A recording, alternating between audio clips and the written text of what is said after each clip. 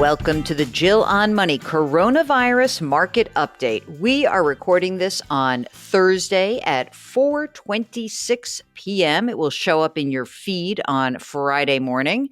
And big news of the day was that weekly jobless claims, meaning people who were filing for unemployment for the first time, we had about 5.25 million people filed for claims week of April 11th. That means over 4 weeks, from middle of March to the middle of April, 22 million Americans filed for unemployment. 22 million. That's 1 out of 8 workers. It blew my mind.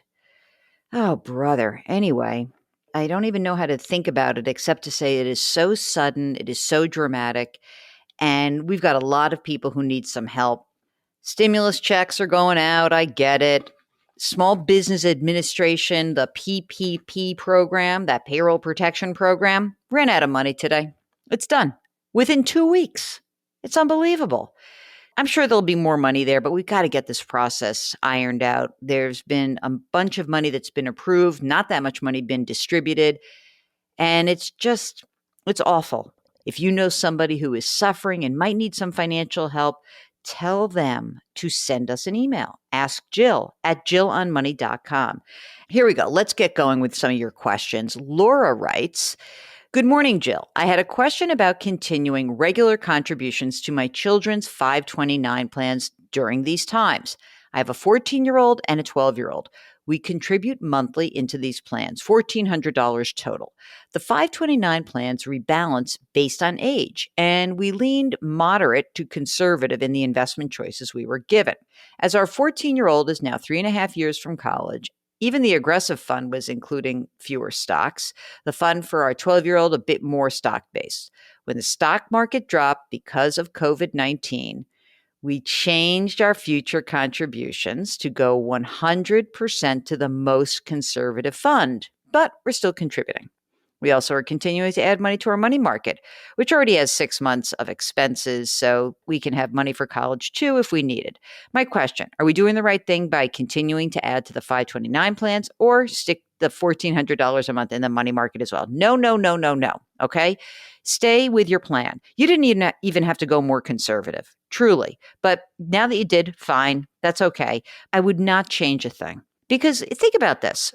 You do have 3.5 years to get to college, but then you've got 4 years of college. So there's a lot of time where you're going to be putting money away. So I would just keep everything as is.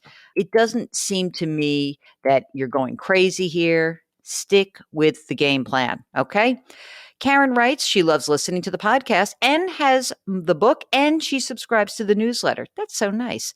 I really like your straightforward financial advice. I'm 62 years old. I've been in a Fidelity IRA Target Date Fund 2025.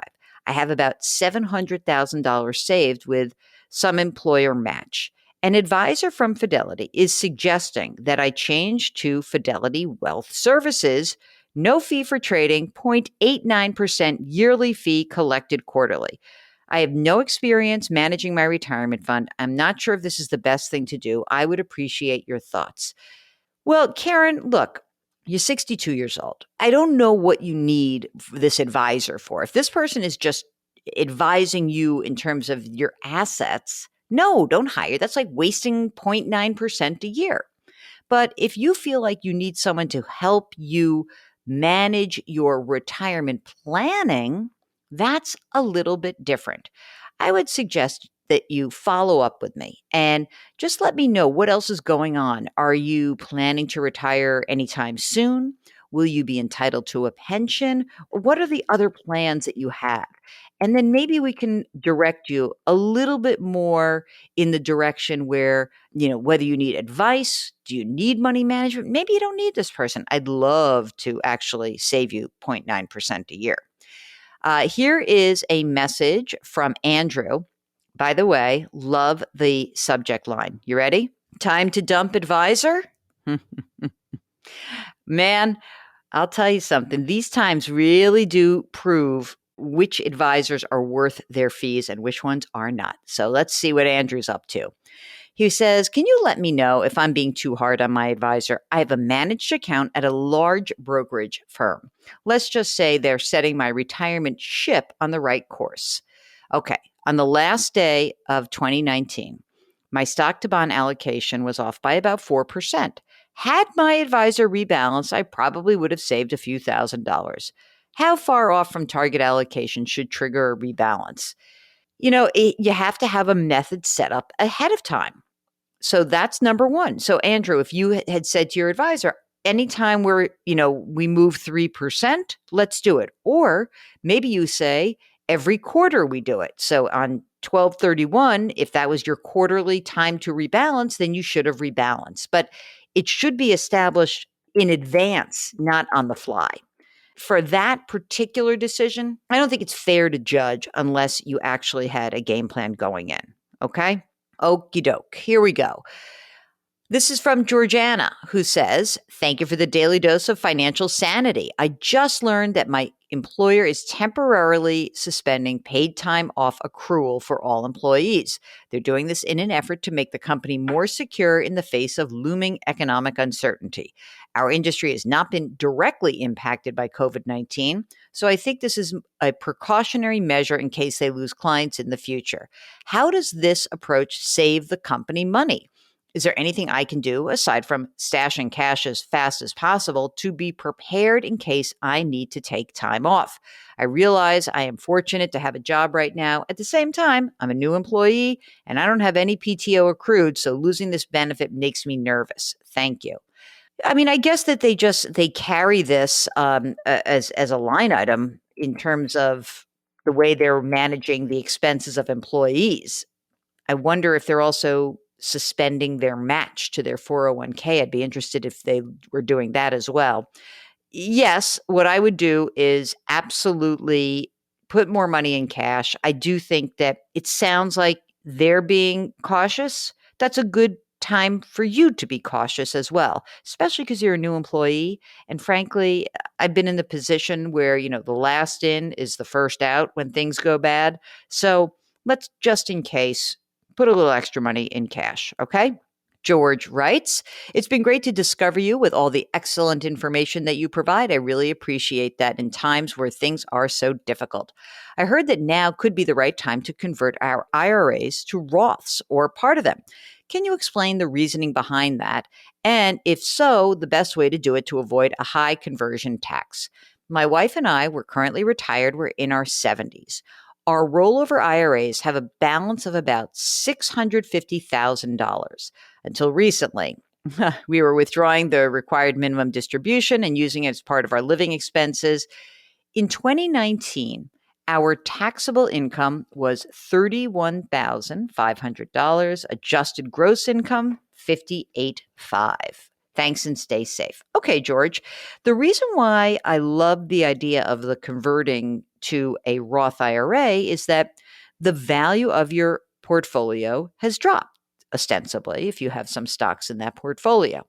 So this could be a good time for you guys to convert a portion of those IRAs into Roth IRAs. The value's lower, right? Okay, so here's what you have to keep in mind. Your adjusted gross income was $58,500, right? You're married filing jointly. So what I would suggest is this. You could convert some of the money, maybe if you just wanted to do a little bit, enough so that you reach the upper end of your tax bracket. That's the 12% tax bracket, married filing jointly. So up to $80,000. So you could do a little bit if you wanted to. If you wanted to do, and I should just one other thing, and I'm presuming that you have some money outside of this retirement account, which would be available to pay the tax that's due. That's really important. So those are the two issues. If you had a slug of money that was sitting in cash outside of retirement and you wanted to convert more, you would be doing so at a higher tax bracket. So anything over $80,251, you would now be in the 22% tax bracket. So you could do that. It's still a pretty cheap tax bracket, but maybe you just want to do a little bit at a time and leave it at that. So those are the advantages. I think it's a great time to be looking at converting a traditional retirement account into a Roth for sure. Okay, Mark always labels it last one, so I like this. Okay, here we go. Tyler writes, good afternoon. We are very grateful to get feedback from you. What you said makes us more confident in what we have been doing, because this is Tyler who's following up, and we sent him an email back and sent him a clip of this. Okay. What you said makes us more confident in what we have been doing and had planned to do with our money.